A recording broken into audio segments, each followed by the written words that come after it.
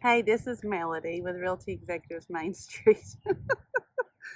Oh, it is time. It is story time. I am going to take this time to share with you some of the unique experiences that I have in real estate. And hopefully, you can learn from this so that you are not in a situation like this. So, you've heard me mention before the reason I got into real estate was to help others. My first real estate dealings ever, I was newly married. My husband and I, we didn't know which way was left. And we saw this agent's name on a sign. Now, this was 4 years ago, but still, we could have done more research. We did not do any research with this agent's name, who is no longer in real estate. Um, that's probably why. But anyway, we found this home. We asked him, hey, there's this home that we would like to see. Again, we did not research him.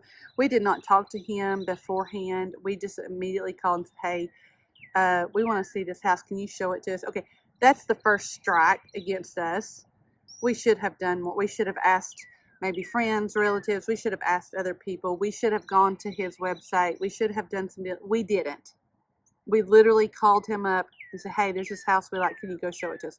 That was a mistake. Please don't do that. Research your person. Make sure your person has your best interest at heart. So to make a long story short, we loved the house. We thought it was hot stuff. And so we made an offer and we got our offer accepted. But our agent, again, we did not set up a relationship with, we saw his name on a sign and thought, oh, he's the one for us. Had us to get pre-approved with a lender, which was totally fine and dandy.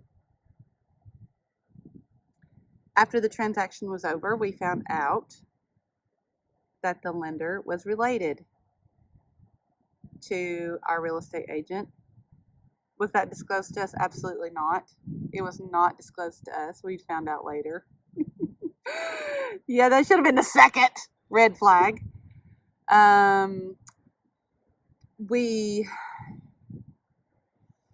get through the transaction. It's Easter, and we're supposed to close on Monday after Easter. And our agent tells us, you have to do the final walkthrough on Easter.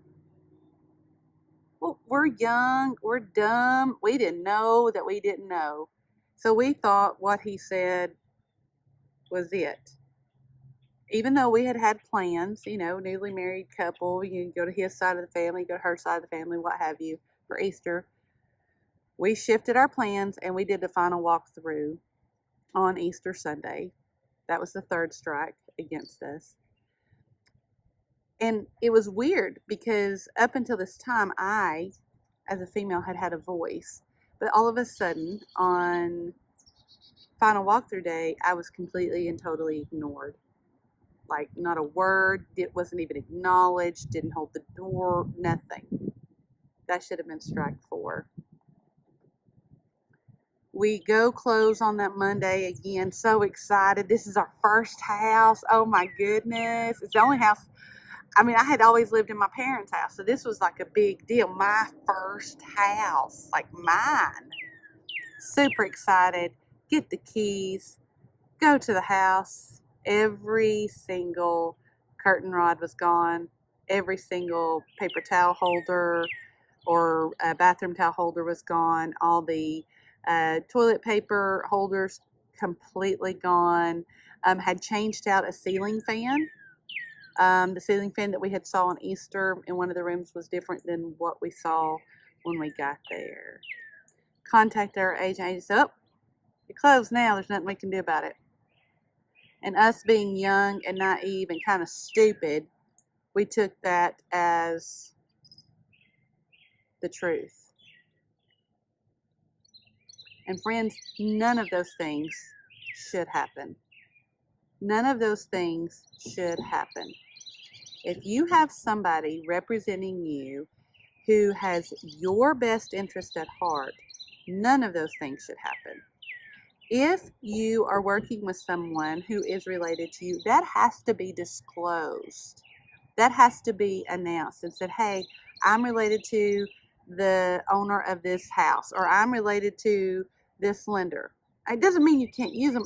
You just have to be aware. You have a right to be aware of who's related to whom in a real estate transaction if it's the same transaction. You can choose when you're going to do your final walkthrough. The agent doesn't get to choose that. You get to choose that. The agent can make recommendations, but if you say, hey, it's a holiday, I've got plans, your agent should respect that. Your agent should speak to every member of the party that is going to be buying or selling the home at all times. No one should be ignored. No one should be excluded.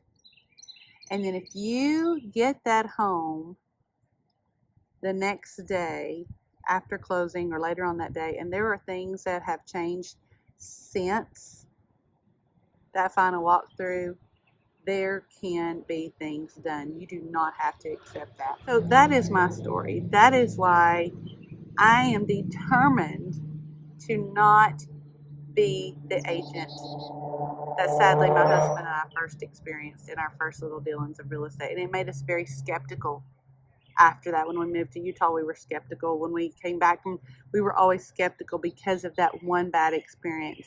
But let me tell you, sweet friends, not everybody is like that. There are some of us who are really doing this to help and serve people. And we're going to take it very seriously, and we're going to listen to you. And then we're going to ask that you listen to us and trust us to be the professionals when we need to be the professionals. It's a relationship. And so, if I can help you in any way, feel free to reach out to me. You see my contact information. Don't have a bad experience with real estate. And if you had one in the past, I feel for you. I understand. Let me be the one who changes it for you on this next go around. And if not, then like this video, share it with others, and help me to get the word out about real estate here in East Tennessee. Until next time.